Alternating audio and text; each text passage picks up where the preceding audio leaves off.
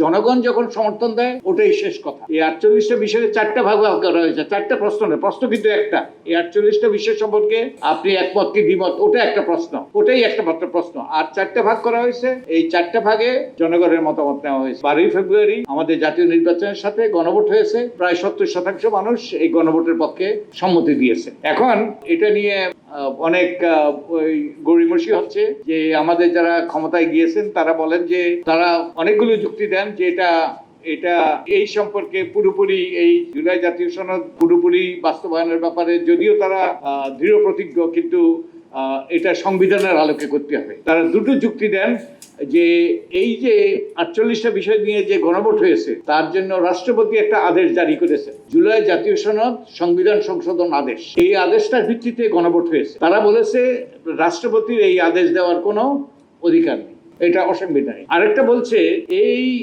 48টা বিষয়ে যেইগুলো ঐক্যমত্য হয়েছে, মোট 44টা বিষয়ে 48টা সংবিধান সংক্রান্ত, তাদের ওখানে নোট অফ ডিসেন্ট আছে, তাদের দ্বিমত আছে। অতএব তারা যেগুলো দ্বিমত সেগুলো তারা সেগুলো বাস্তবায়ন করতে বাধ্য নয়। তাদের এই যুক্তিটা যে যে যুক্তিটাতে গ্রহণযোগ্য নয় সেটা হলো এই যে আদেশটা রাষ্ট্রপতি দিয়েছে, এই আদেশটাও জনগণ সম্মতি দিয়েছে, তাদের গণভোটের মাধ্যমে আদেশটার প্রতিও তারা সমর্থন দিয়েছে। অতএব জনগণ যখন সমর্থন দেয় ওটাই শেষ কথা।